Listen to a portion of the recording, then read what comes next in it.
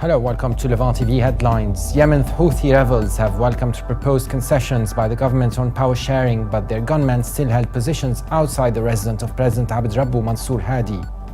British Foreign Secretary Philip Hammond says the US-led coalition fighting Islamic State could need up to 2 years to expel the militant group from Iraq. Foreign ministers from the international coalition against the Islamic State group have gathered for talks in London with the threat posed by foreign fighters in focus. A lawyer for the Sons of Egypt's ousted President Hosni Mubarak said a court has ordered their release pending retrial in a corruption case. A parliament set up in Libya to rival the elected assembly has suspended UN-sponsored peace talks because of what it called fresh violence from the country's recognized government. Now let's have a look at top headlines in the Middle East. Starting with the Egypt Independent, it leads reporting that protests besieged the cabinet headquarters as dozens of Kanka camps residents in Kalubia and dozens of people with special needs staged demonstrations. The paper also reports that the High Elections Committee has begun receiving applications by media outlets for the coverage of the next parliamentary elections until February the 1st.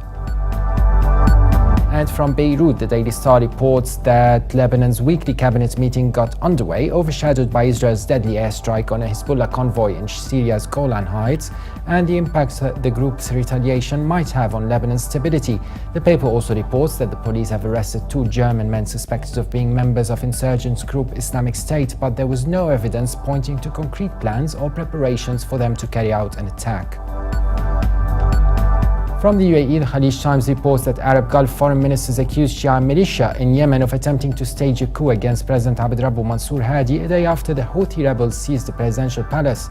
The paper also reports that US President Barack Obama struck a defiant tone for his dealings with the new Republican-led Congress, calling on his opponents to raise taxes on the rich and threatened to veto legislation that would challenge his key decisions. And now the papers in London.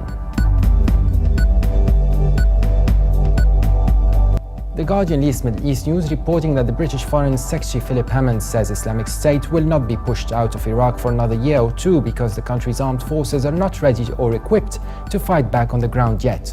In the run-up to a conference in London with the US Secretary of State John Kerry and Iraqi Prime Minister Haider al-Abadi, Hammond said it would be months before Iraqi troops were sufficiently trained by the international coalition to take on ISIS.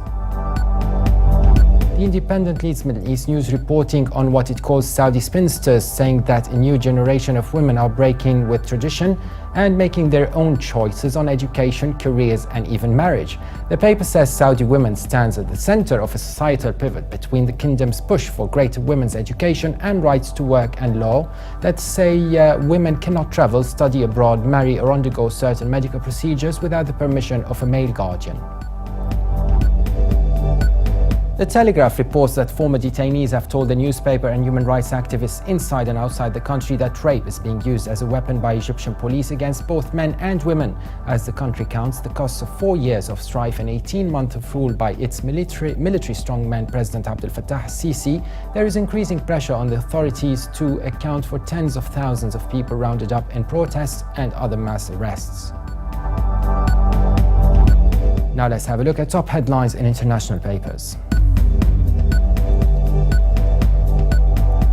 The International New York Times reports that officials say they were trying every possible avenue to reach the Islamic State militants who have threatened to kill 2 Japanese hostages but had so far failed to make contact. With time running out on a deadline to pay for the men's lives, the crisis has tested the resolve of Japan's hard-charging Prime Minister Shinzo Abe, who has vowed to give long-passive Japan a more active role in global affairs. And finally, Germany's Deutsche Welle leads reporting that Yemeni President Abd-Rabbu Mansour Hadi has struck a deal with Houthi rebels who besiege his house. The Houthi militia agreed to remove its troops from outside President Hadi's home and release Hadi's Chief of Staff Ahmed bin Mubarak in return for greater say in the country's affairs. Now let's move on to have a look at an analytical piece in world media. Jane Huckerby wrote an article in the New York Times about women converting into terrorists. The writer says since the terror attacks in Paris 2 weeks ago, the French police have been on the hunt for Hayat Boumediene, the partner of Hamdi Coulibaly, one of the slain gunmen. She is now suspected to be in Syria. Some news reports speculate that Ms. Boumediene, who is now 26, may have been the more radical of the two. Yet one of the first questions that French authorities intend to ask her is, they say, if she did this under influence, or if she did it by ideology, or if she did it to aid and abet.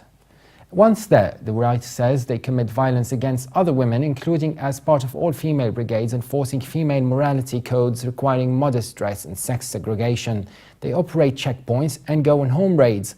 ISIS are also reportedly recruiters, trainers of female suicide bombers, wives and homemakers, fundraisers and propagandists.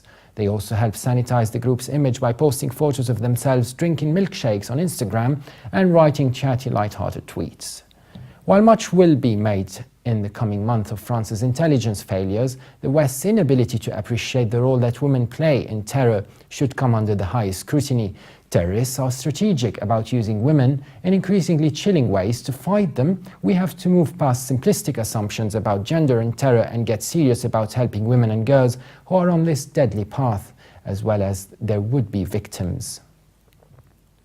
That was it for today. For more updates, please visit levant.tv. You could also subscribe on 2 Middle East in Depth on iTunes. Thanks for watching and bye for now.